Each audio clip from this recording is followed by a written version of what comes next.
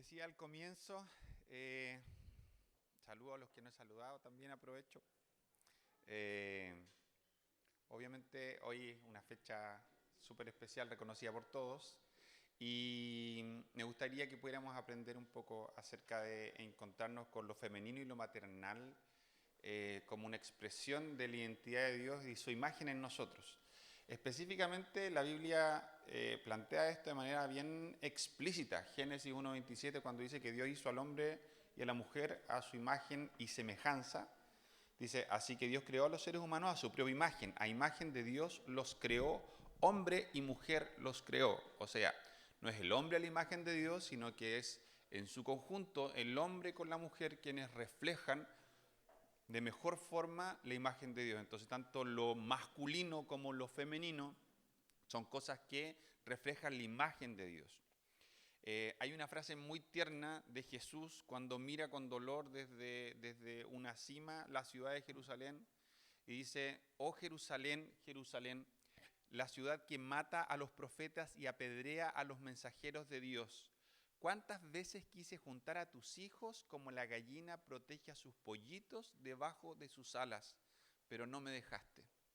Esta ternura que hay en el corazón de Dios, que la encontramos persistentemente manifestada en la palabra a través de tantas formas, llegando de manera perfecta, ¿cierto?, a ser expresada en el sacrificio de Jesús en la cruz, es algo que también encontramos de una manera muy cercana en nuestra experiencia diaria a través de la maternidad. El pasaje que quiero compartir con ustedes hoy está en el primer capítulo de Lucas, casi entero, los versos 5 hasta el 45, pero antes de eso quiero leer esto porque está en ese mismo espíritu. En la segunda carta de Pablo a Timoteo, Pablo le dice así. Pablo, que era tenía una relación muy paternal con Timoteo y que lo quería así, pero le ponía toda la ficha a su discípulo, dice, Timoteo, doy gracias a Dios por ti, al mismo Dios que sirvo con la conciencia limpia, tal como lo hicieron mis antepasados. Día y noche te recuerdo constantemente en mis oraciones.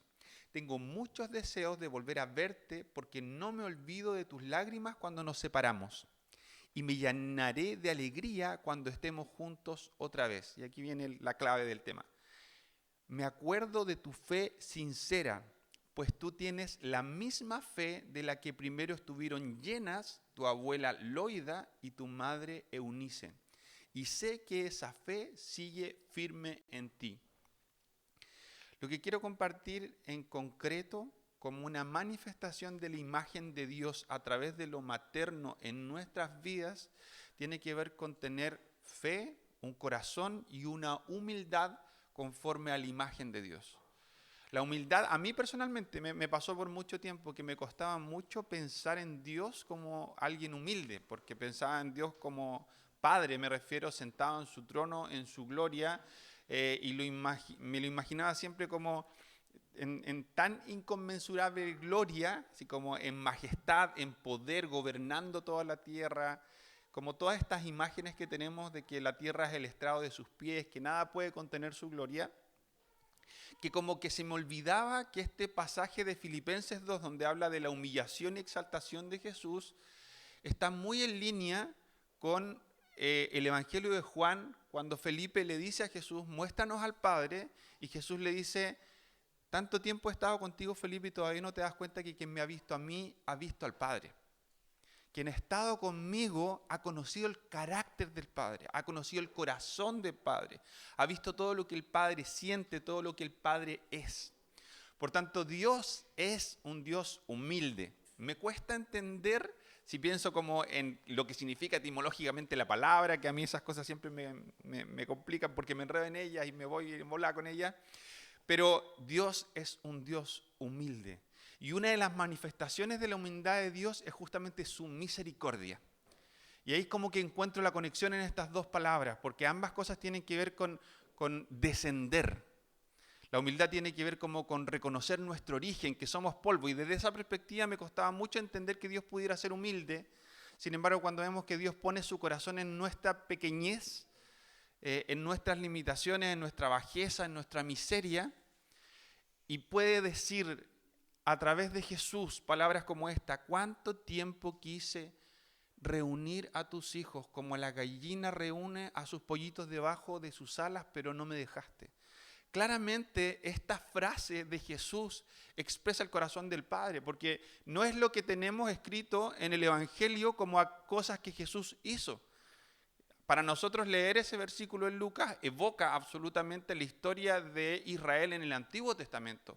¿Cuántas veces Israel mató a los profetas y apedreó a los mensajeros de Dios?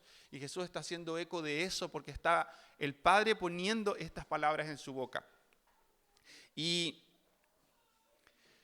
muy concretamente, Pablo identifica en Timoteo su origen en esta familia, al parecer muy matriarcal. No sabemos si su papá había muerto, no sabemos si el papá era un cero a la izquierda, no sabemos si era una figura poco memorable o si derechamente él solo había tenido la oportunidad de conocer a la mamá y a la abuela. Más da la impresión de que el papá no estuviera en la escena y que el testimonio de estas mujeres a quienes Pablo conoció impactaron muy profundamente a Pablo, pero también impactaron muy profundamente a Pablo en cuanto al ver cómo esta fe que había llenado el corazón de esta abuela y de esta mamá se habían visto reflejados y habían producido fruto en Timoteo.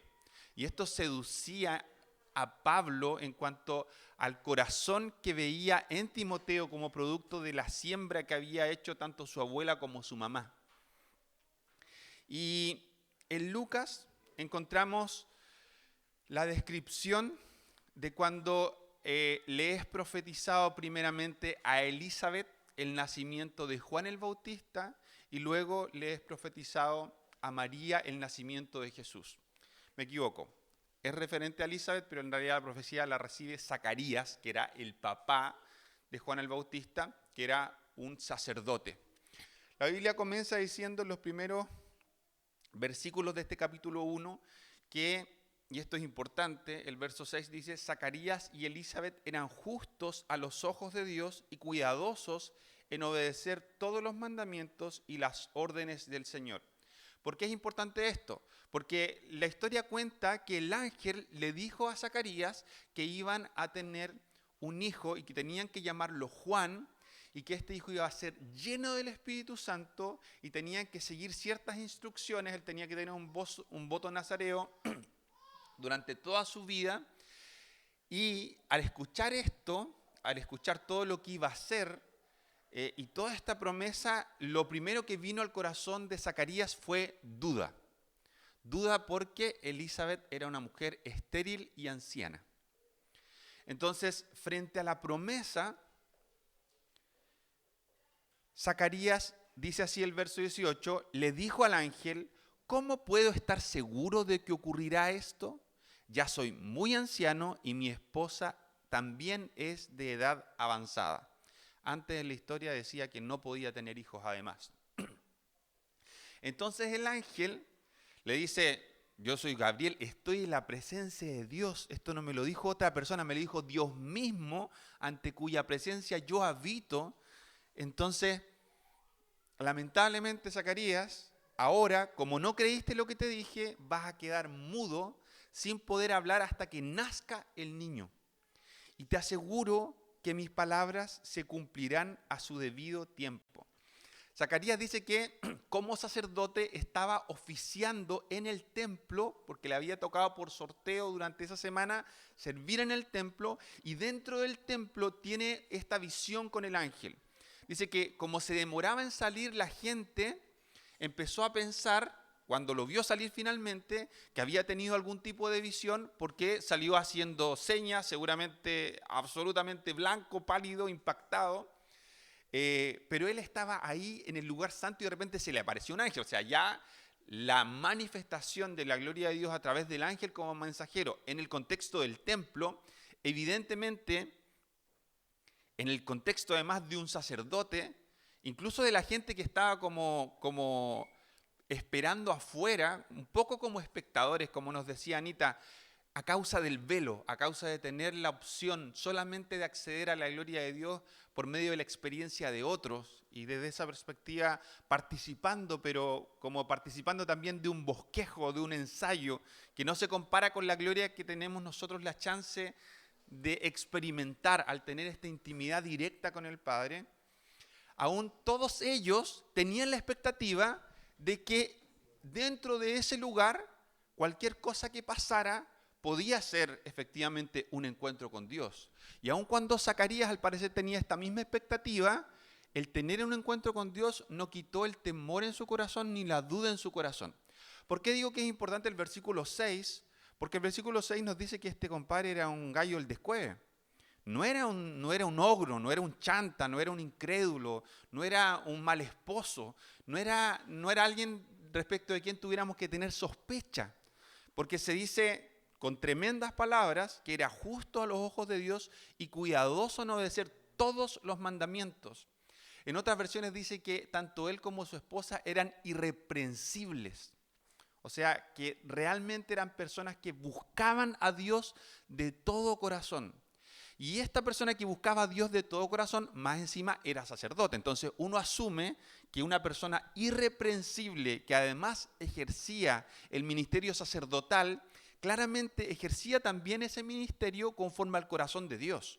O sea, él no estaba ahí como de malas ganas arrastrando los pies sin ninguna expectativa de lo que estaba haciendo, sino que estaba totalmente consciente de que estaba en un lugar en el que no solo él mismo estaba dispuesto y entrando a un espacio en el que podía tener un encuentro con Dios, sino que también era consciente en su rol sacerdotal de que estaba conduciendo al pueblo en ese momento a través de su oficio.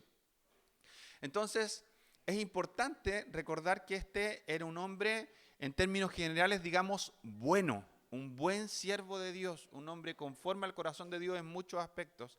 Y sin embargo, frente a la promesa le pareció que esta era tan grande, tan imposible, que entonces su primer pensamiento fue dudar, a pesar de que un mismo ángel fue el que le dijo que esto ocurriría. Y la consecuencia fue que entonces él quedó mudo hasta que Juan nació. Incluso la historia después dice que vinieron amigas de Elizabeth y le preguntaron qué nombre le vas a poner, seguramente pensando en la tradición también de ponerle el nombre de un abuelo o de un familiar importante para honrarlo a través del nombre, y ella dice, no, se va a llamar Juan. Entonces todos miran a Zacarías y ¿por qué le va a poner Juan si nadie en tu familia se llama Juan? Y Zacarías no podía hablar, entonces dicen que pidió un palito o alguna cosa y escribió en la tierra o en alguna cosa, en una tabla parece que dice, escribió, su nombre es Juan. Entonces, hasta ese momento, Zacarías estuvo impedido de hablar. Y esto es increíble al contrastarlo con la otra historia muy parecida que encontramos inmediatamente después, en el mismo capítulo 1, después de que Elizabeth da gloria a Dios por lo que acaba de ocurrir. La Biblia dice así: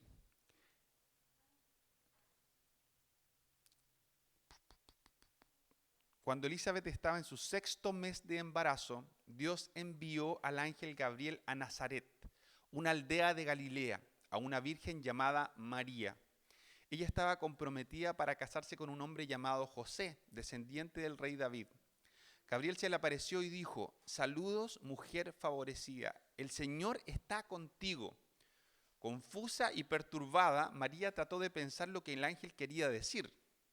No tengas miedo, María, le dijo el ángel, porque has hallado el favor de Dios. Concebirás y darás a luz un hijo y le pondrás por nombre Jesús.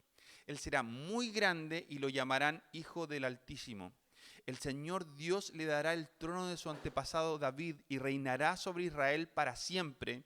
Su reino no tendrá fin. ¿Pero cómo sucederá esto?, le preguntó María al ángel. Soy virgen. El ángel le contestó: el Espíritu Santo vendrá sobre ti y el poder del Altísimo te cubrirá con su sombra. Por lo tanto, el bebé que nacerá será santo y será llamado Hijo de Dios. Además, tu parienta Elizabeth quedó embarazada en su vejez. antes la gente decía que ella era estéril, pero ha concebido un hijo y ya está en su 6º mes de embarazo, pues nada es imposible para Dios. Esta fue la respuesta de María. María respondió: soy la sierva del Señor, que se cumpla todo lo que has dicho acerca de mí. 2 cosas le respondió María al ángel. Y ojo como los contrastes con la otra historia. La otra historia comienza diciéndonos que Zacarías era un hombre extremadamente bueno, irreprensible. Era un sacerdote. Estaba oficiando como sacerdote en ese momento en el templo. Y se le apareció el mismo ángel para decirle que su esposa anciana y estéril iba a concebir un hijo. Luego, este mismo ángel, cuando ya Elizabeth tenía 6 meses de embarazo, se le aparece a María. No se le aparece a José primero, se le aparece primero a María. En este caso, María era la esposa de un carpintero. Ni siquiera se le apareció al carpintero, que era lo esperable en ese contexto. Se le apareció a la esposa del carpintero. O sea, ya bajamos varios escalafones en la estructura social de ese tiempo. Ya no estamos hablando de una familia sacerdotal, estamos hablando ahora de una familia de mano de obra, de un carpintero, y Dios ni siquiera se le aparece a José, se le aparece a María. Y lo que le dice a María es mucho más increíble que lo que le dice a Zacarías, porque evidentemente no había ninguna expectativa en Zacarías respecto de que su esposa anciana y estéril pudiera tener un hijo, obvio. Todo el tiempo, por años, habían querido tener un hijo y a esta altura no había ninguna expectativa de eso, no había ninguna esperanza de eso. Sin embargo, que le diga a una mujer virgen que va a concebir era ridículo. Si lo otro ya estaba en un contexto de absoluta desesperanza, esto era ridículo.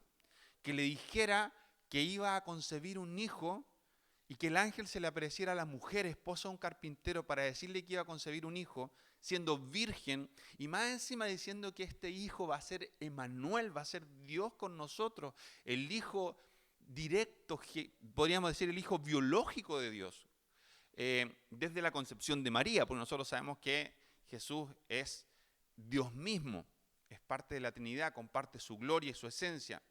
Sin embargo, lo que le está diciendo a María es realmente una ridiculez. Al día de hoy, la gente se burla. Aquellos que no han conocido a Cristo se burlan acerca del nacimiento virginal de Jesús. Porque es algo absurdo para nuestra mente, es algo absolutamente inconcebible. Y sin embargo, la primera pregunta de María es: ¿cómo va a suceder esto? No responde con un no, responde con la pregunta ¿cómo? Esa es su primera pregunta. Porque le parece muy difícil de digerir. Y sin embargo, a pesar de lo difícil de digerir, la pregunta tiene la intención de recibir una explicación, no de poner un muro. No está diciendo, no puede pasar esto porque yo soy virgen, está diciendo, ¿cómo va a pasar esto porque yo soy siendo yo virgen? Y entonces,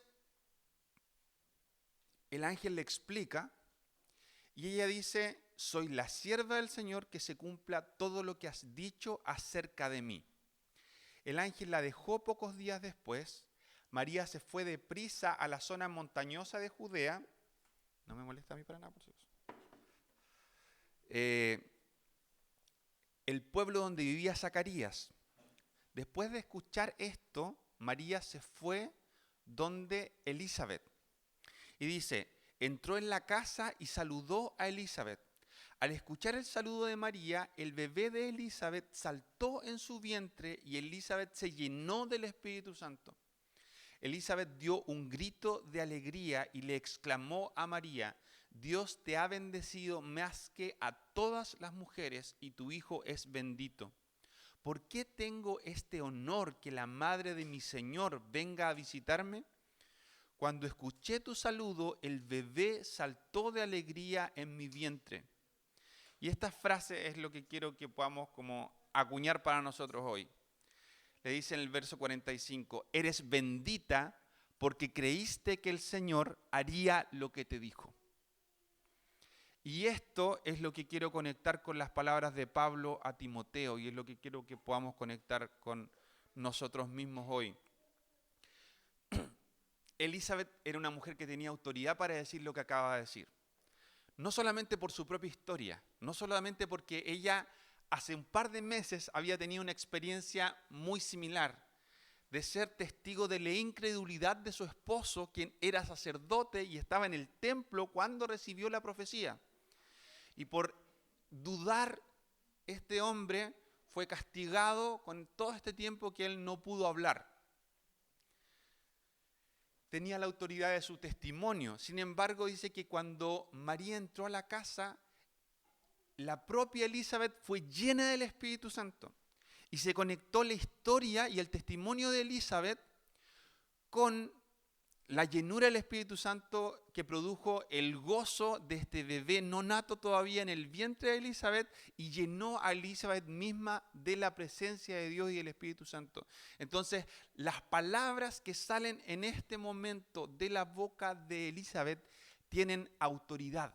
Tienen la autoridad de un testimonio que la respalda, y tienen la autoridad de alguien que está lleno del Espíritu Santo frente a la declaración, o en perspectiva, poniendo en perspectiva la declaración que va a hacer. Y la declaración es: eres bendita porque creíste que el Señor haría lo que te dijo. Aun cuando era algo loco, aun cuando era algo totalmente descabellado, eres bendita porque creíste que lo que el Señor dijo que iba a hacer era cierto. Pusiste tu fe y tu confianza en Él. Luego viene una parte que no voy a leer, en donde María da gloria a Dios por ser considerada digna, siendo una sierva humilde. Y esto, sin duda, nos muestra cómo Dios articuló todo, así como leíamos el año pasado cuando estudiábamos juntos respecto de Efesios, cómo Dios preparó todo en la creación para que en una sincronía perfecta del cielo estuviera todo ordenado para que Jesús naciese en el momento preciso. Es imposible no integrar en esa ecuación a la persona que Dios escogió para que fuera la mamá de Cristo. Es imposible no asociar que este Jesús, que era completamente humilde, porque era el mismo Dios, así como yo decía citando Filipenses 2 y Juan también, cuando tiene este encuentro con Felipe, que Jesús era humilde porque era Dios, y Dios también nos muestra su humildad a través de Jesús. También podemos decir que Jesús, en su faceta humana, era también humilde porque Dios escogió para modelar su vida como niño y como hombre humanamente, también a través de una mujer humilde y de fe, que tuvo un corazón conforme al corazón de Dios, que cuando le prometieron algo que era imposible, que era ridículo, que amenazaba su vida, porque evidentemente, así como al día de hoy todavía hay gente que se burla del nacimiento virginal de Jesús, en su tiempo la duda absolutamente razonable desde lo lógico de toda la gente que escuchó acerca de lo que había ocurrido exponía a María incluso a la posibilidad de ser apedreada por ser una mujer infiel, por ser una mujer que tenía relaciones, en el mejor de los casos, con el propio José antes de casarse. Y sin embargo, ella, recibiendo esta promesa, da gloria a Dios. Cree, a pesar de que la promesa para María tiene una connotación totalmente distinta que la promesa para Zacarías. La promesa para Zacarías era solamente bendición. Solamente implicaba que un hombre con su esposa que no habían podido tener hijos, iban a tener un hijo, y no cualquier hijo, sino un hijo apartado del vientre de su madre por Dios para anunciar el camino y preparar el camino para la venida del Mesías esperado y profetizado. A María, la promesa le significaba arriesgar su vida. Ella no sabía si iba a tener algún problema para tener hijos. Para ella, el solo hecho de ser madre no era necesariamente una tremenda bendición, o aunque sí lo fuese, no era en ese momento algo que ella necesariamente se estuviese cuestionando de si iba a poder hacerlo o no. Entonces, para María la promesa llega con el peor timing posible. Llega en un momento en que la hace poner su vida inclusive en juego, literalmente. Y sin embargo, ella no solamente cree, sino que reconoce que lo que se le está prometiendo es una bendición que no merece. Y en ese sentido tenemos en María a una mujer tanto de una fe inquebrantable como de un corazón humilde conforme al corazón de Dios. Y esto, al igual que como encontramos en el testimonio de Timoteo reconocido por Pablo, en el cual una abuela llena de una fe inquebrantable, que traspasó esa fe a su hija, la cual pudo luego traspasar el mismo tipo de fe que Pablo reconoce en Timoteo, es lo que nosotros podemos entender que también ocurrió con Jesús, quien siendo 100% Dios, era también 100% humano en esta mezcla rara que no nos cabe en la cabeza, está claro, pero la Biblia enseña que es así. Él era completamente humano y al mismo tiempo completamente divino. Y entendemos que en esta parte completamente humana, Dios escogió a María para que a través de la maternidad de ella, Jesús también fuese formado en un corazón humilde. Y lo que quiero que podamos meditar y podamos orar, no solo como poniendo ahí un argumento tan importante respecto del potencial de una madre y poder nosotros reflexionar lo que puede haber sido aquello que nosotros hemos tenido la posibilidad de ver y recibir de parte de Dios a través de nuestra madre, que revela el corazón de Él, sino que también podamos ver cómo esta palabra de alguna forma nos desafía a todos. Porque parte importante del rol de un hombre y una mujer como padres es justamente a través de lo masculino y lo femenino, pero también de la paternidad y la maternidad, revelar que Dios es un Dios bueno, es un Dios que ama incondicionalmente. El amor que nosotros más naturalmente identificamos y hacemos sinónimo del amor incondicional que vemos en Dios es justamente el amor que expresa una mamá. En condiciones normales, saludables, aún muchísimas veces, fuera del contexto de los hijos de Dios, podemos igualmente asociar el amor natural materno como el amor más elevado posible, el amor más desinteresado. Y esto es algo que Dios pone de forma natural en el corazón de la mujer. Y sin embargo, el que esto exista en forma natural no significa que a través de esto no podamos ser también desafiados.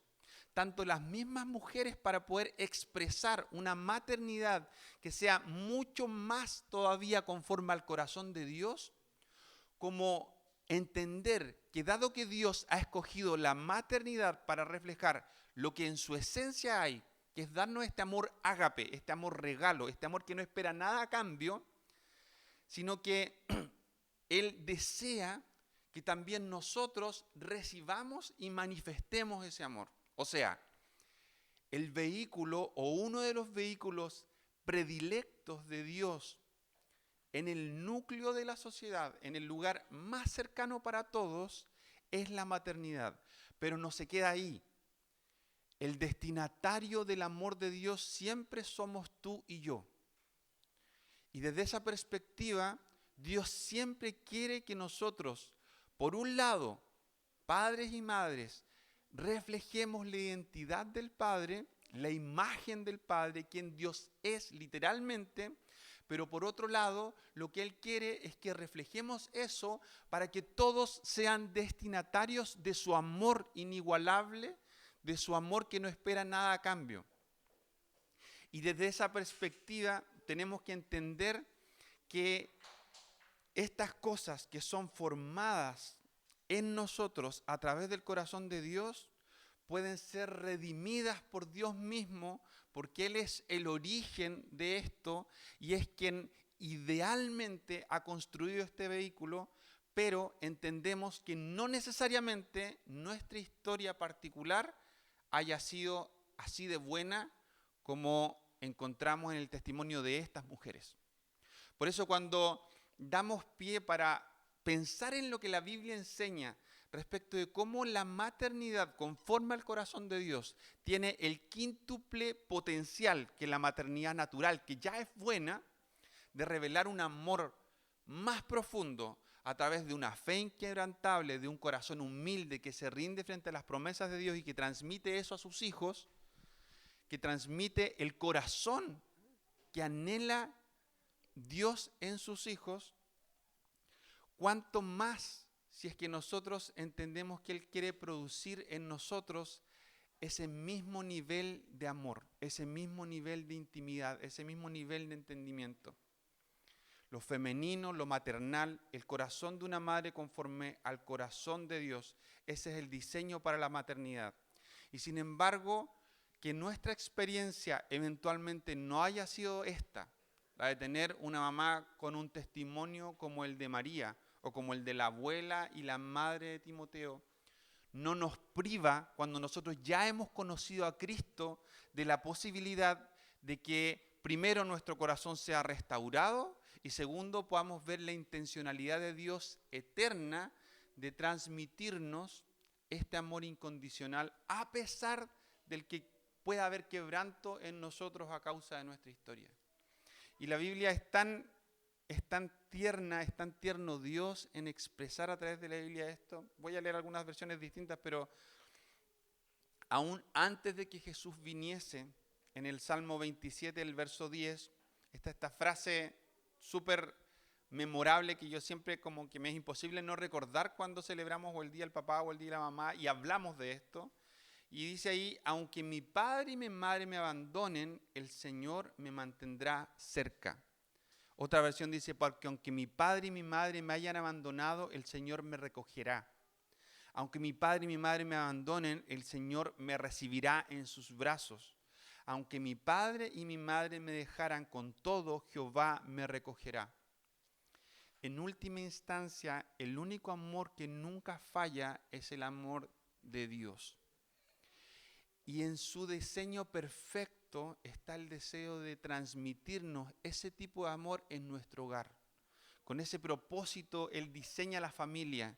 Y con ese propósito, Él pone en la mujer un chip de algo maravilloso que es la maternidad, para que nosotros podamos recibir en nuestra primera infancia de manera especial y luego también de otra forma durante toda nuestra vida, esta ternura, esta nutrición, este amor incondicional que nos muestra el mismo tipo de amor ferviente que debiera hacernos sentir siempre afirmados en nuestra identidad, que debiera hacernos sentir siempre confiados, siempre tranquilos, siempre sin temor en las otras relaciones que tenemos, en las cosas que hacemos al desenvolvernos en el mundo.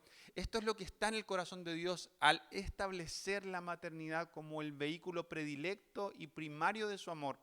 Sin embargo, sea cual sea nuestra historia, es tanto el amor de Dios que Él dice, no importa si tu experiencia fue mala, yo puedo sanar tu corazón y tu historia, porque lo que realmente estuvo en el origen no es que solamente tu mamá pueda nutrir tu alma para enseñarte lo que es un amor incondicional, sino que si tu experiencia a causa del pecado, a causa de las heridas, a causa de una tragedia, a causa de lo que sea que haya pasado, que impidió que tuvieses ese tipo de amor como parte de tu chip, como lo primero que recibiste, que era mi anhelo que recibiera desde el principio, pero si no fue así, a través de Cristo puedes ser redimido o redimida en tu quebranto. Y esto es algo increíble que yo siempre digo como con temor, porque uno no conoce los detalles de la historia del otro. A veces la historia del otro tiene detalles tan dolorosos que yo siempre como que intento ser cuidadoso de no hablar de consuelo sin ser capaz de discernir la profundidad del dolor. Y sin embargo, aun cuando yo estoy completamente limitado para entender la profundidad del dolor que puede involucrar o envolver la historia del otro, tu historia, lo que sea tu testimonio, tu experiencia de dolor asociado a esto, lo que sí yo tengo como convicción absoluta es que más allá de mi incapacidad para comprender, incluso empatizar con los distintos niveles de dolor que cada uno puede experimentar, el Espíritu Santo tiene todo el poder para consolar, para restaurar y para imprimir la imagen de Cristo que trae libertad, salud y salvación en medio de cualquier cosa. Para mí puede ser completamente incomprendible quizás, pero no para Jesús, no para el Espíritu Santo que trae el testimonio de Jesús sobre nuestras vidas. Entonces, siento que hay dos cosas importantes por las cuales podemos orar, quizás una tercera, pero una es dar gracias a Dios. Y me gustaría que pudiéramos buscar la forma de encontrarnos las familias, en el caso de las mamás que estén, para tener un tiempo para orar juntos, intencionadamente quienes estemos al lado de nuestra esposa, de una mamá, podamos orar para bendecir y dar gracias a Dios por la maternidad y gracias a Dios por cómo la maternidad se ha plasmado en nuestra esposa, en nuestra mamá. Y por otro lado, orar también para que este sea un tiempo en el que podamos disponer nuestro corazón para que el Espíritu Santo traiga restauración o inicie al menos un proceso de restauración y libertad, donde podamos perdonar, donde podamos disponer nuestro corazón para que Dios traiga consuelo, donde podamos disponer nuestro corazón para que Dios reescriba lo que está aparentemente escrito en roca en las emociones que gobiernan nuestro corazón. El Espíritu Santo es capaz de reescribir lo que parece imposible de reescribir. Y es capaz incluso de hacer que en nuestro corazón empiecen a evocarse sentimientos de paz hacia nuestra mamá que no estuvo, o hacia nuestra mamá que nos hirió, hacia nuestra mamá que nos fue arrebatada, hacia nuestra mamá que hizo daño, que hizo lo que no era, que mostró la imagen que no era de Dios, que en vez de traer este amor incondicional de Dios, me hizo sentir indigno y me hizo sentir temeroso y me hizo sentir avergonzado en cada una de las relaciones que experimento cuando adulto, porque no recibí lo que debía haber recibido originalmente.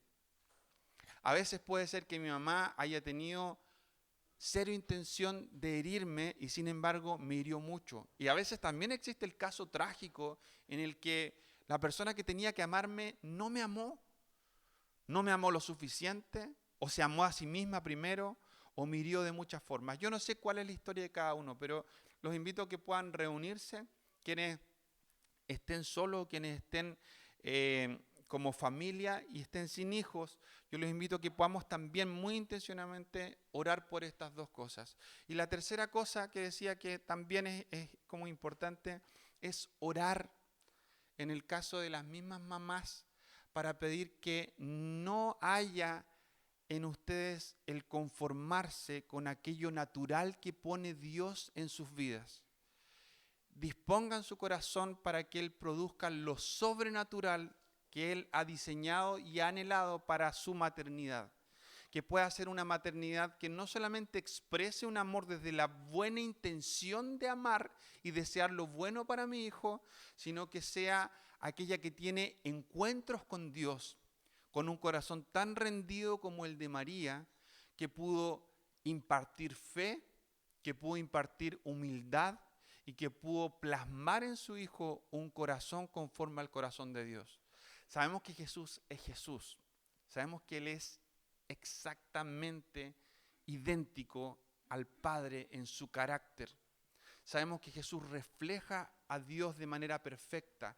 Él es la imagen visible del Dios invisible. Sin embargo, en la Biblia, no solo en este pasaje, hay varios testimonios del corazón que Dios formó también en María y cómo sin duda esto tiene todo el sentido y toda la coherencia con el corazón que tiene y que tenía mientras estuvo encarnado nuestro Salvador. Así que sigo dando la intención para que se muevan, no sé si están todos juntos, pero vamos a orar por esto, vamos a orar por estas tres cosas y vamos a pedir al Señor que podamos aprender de esto en nuestro espíritu y podamos disponer nuestro corazón. Entendamos que esto es algo que Dios quiere impartirnos incluso si estamos solos y si somos hombres, porque Dios también quiere hacernos entender que Él puede sanar nuestro corazón, que Él puede restaurar nuestro corazón y que en última instancia, siempre que observamos la palabra, somos conducidos a la persona de Cristo, al corazón del Padre, a la persona del Espíritu Santo. Siempre que leemos la palabra nos encontramos con Él. En última instancia es siempre Dios el dador de todas las cosas buenas. En última instancia es Dios de quien emana el amor verdadero. Es Dios el único que tiene un amor que verdaderamente sana. Así que vamos a orar por estas cosas mientras yo, iba a decir me acerco, pero mejor invito a mi esposa y mis hijas porque si no me va a retar la Tata con el Mauri, que ya me han mirado feo como 18 veces hoy día, pero estoy acostumbrado porque normalmente son 25. Así que, papá, te damos gracias por estar juntos, gracias por ser familia. Como decía Anita adelante, somos hijos imperfectos y también somos una familia imperfecta y sin embargo tenemos esta convicción de que podemos decir como con soltura y con libertad que somos una familia en ti. Gracias, Señor, porque tú nos permites ser familia. Gracias porque nos permites ser familia al ser hermanos, porque somos tus hijos, pero gracias también porque tú nos regalas una familia. Y yo quiero comenzar dando gracias por la familia que tú me has dado a mí, Señor. Gracias por mi esposa, gracias por Ro. Yo la bendigo en el nombre de Jesús, bendigo su maternidad, bendigo lo que ella imprime en la vida de las niñitas. Bendigo, Señor, lo que ellas han podido recibir de ti, de tu imagen, que solamente podía ser entregado a través de Ro en esta etapa de sus vidas. Bendigo, Señor, a cada una de las mamás que están acá. Y en el nombre de Jesús te pido que tú derrames gozo, que tú traigas sobre todas las familias, Señor, en torno a ellas, gratitud y gozo por cómo tú te manifiestas a través de la maternidad y cómo podemos ver algo tan importante lo que hay en tu corazón a través de esto. Gracias, Señor, bendecimos la maternidad dentro de esta familia ampliada de la fe, bendecimos los hogares, bendecimos las familias, bendecimos la intimidad de ellos, Señor, para que cada uno de los roles, para que cada una de las cosas que tú depositas en el hogar pueda vivirse conforme al diseño que encontramos en ti, que así como vemos el corazón de María, pueda este ser un ejemplo de un corazón que te agrada y que modela cómo experimentamos la maternidad en nuestros hogares y en estas familias ampliadas que estamos representados también en la casa del Padre como una parte, como una porción del cuerpo de Cristo. Y también queremos orar, papá, en el nombre de Jesús. Queremos pedirte que tú ahora también puedas traer de tu Espíritu Santo. Espíritu Santo, te pedimos que vengas, no porque tengamos alguna duda de que no estás aquí ya, sino que pedimos que te derrames de una manera especial, trayendo una manifestación de tu poder que restaura, que tú puedas traer sanidad, que tú puedas traer salvación y que puedas traer libertad. Que aquellas cosas que nos fueron impartidas, que no reflejaban tu imagen, que no era lo que tú deseabas para nosotros, que no era lo que tú querías mostrarnos, ni entregarnos, ni impartirnos, que todas esas cosas ahora podamos presentarlas delante de ti.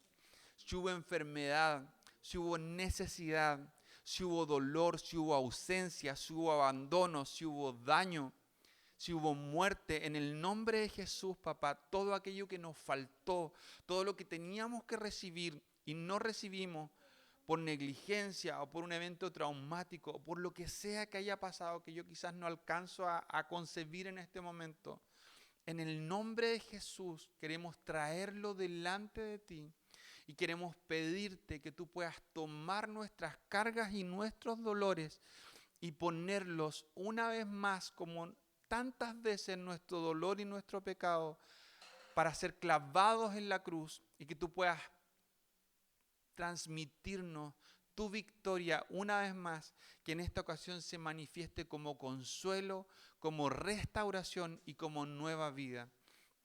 Que al despojarnos de estas cosas delante de ti, podamos nacer a una nueva esperanza de ver la maternidad desde una manera distinta, de que cuando escuchamos hablar de fechas como esta, en vez de entristecernos, podamos regocijarnos por tener la esperanza de que hemos sido restaurados en ti, de que tú puedas hacer algo distinto en nuestras familias y que tú además vas a seguir perfeccionando el imprimir tu imagen perfecta de amor incondicional en nosotros hasta que Cristo regrese. Sigue sanándonos con tu amor incondicional. Ayúdanos a poder despojarnos de estas cosas. Y también oramos por las mamás en medio nuestro para pedirte que tú pongas en ellas igualmente un fervor y una determinación para que su maternidad no quede conforme con aquello natural que ha sido depositado en ti, en lo femenino en ellas, sino que puedan ir a un encuentro contigo que produzca permanentemente un corazón humilde y una fe inquebrantable para transmitir a sus hijos, Señor. Oramos por todas estas cosas y te damos gracias. Gracias por estar juntos, gracias por tu palabra. Oro también para pedirte que tú traigas testimonio a través de tu Espíritu respecto de lo que va a pasar luego en nuestras casas, Señor. Que el ser restaurados delante de ti en todos nuestros quebrantos sea una práctica de vida y no esté circunscrita a un evento, a una prédica, a una oración o a un día que nos evoca tristeza, sino que todo aquello que está roto podamos ser guiados por tu Espíritu Santo para discernirlo y para llorarlo delante de ti, para derramarlo delante de ti, a fin de que podamos recibir de parte tuya paz, consuelo y bendición, y que finalmente tu imagen y tu amor queden impresos en nosotros de manera perfecta y nítida, y Cristo vaya siendo cada día más formado en nosotros. Gracias, papá, en el nombre de Jesús te adoramos. Amén.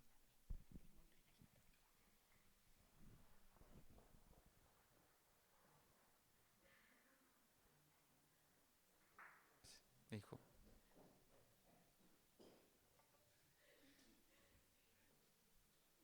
Diego, amigo, ¿puedes venir para que terminemos adorando igual y podamos como mantener el espíritu en adoración? Ahí viene la ro, voy a despejar aquí.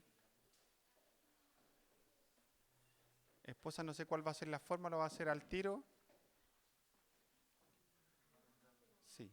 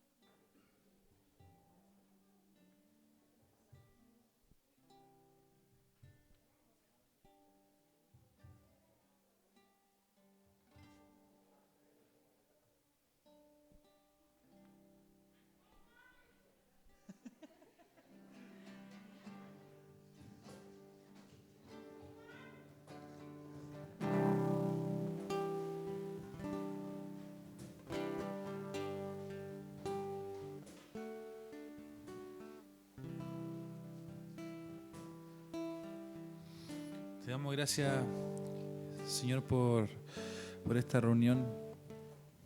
Gracias por las madres que hay acá, porque, como nos enseñó Claudio hoy, tú pusiste algo especial en ellas.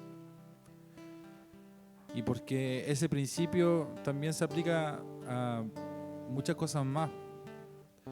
La verdad que el Espíritu es capaz de despertar en nosotros la esencia de lo que sea que Dios quiera, de nuestro propósito, de lo que tengamos que hacer. Y eso nos hace darnos cuenta de lo importante que es depender de ti, Señor.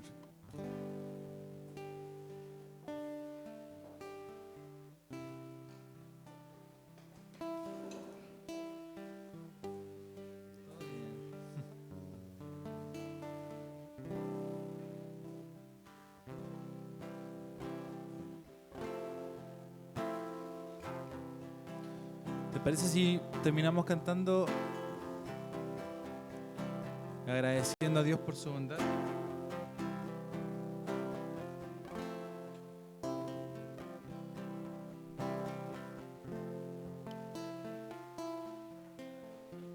Sí, estoy como muy pegado, gracias. Tú no me fallarás, tú nunca me dejarás. Tú no me fallarás, tú nunca me dejarás. Tú no me fallarás, tú nunca me dejarás. Tú no me fallarás, tú nunca me dejarás.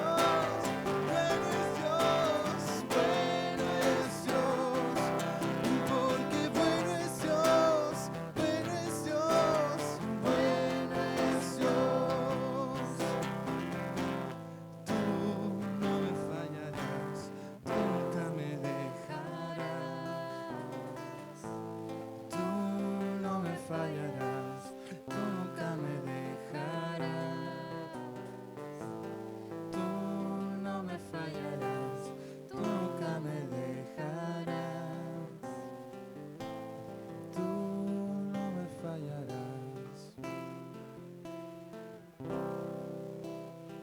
Gracias, papá, y nos retiramos ahora porque sabemos que hay que pasar tiempo con nuestras esposas, con nuestras madres, hay que bendecirlas, así que te entregamos todo esto en el nombre de Jesús. Amén.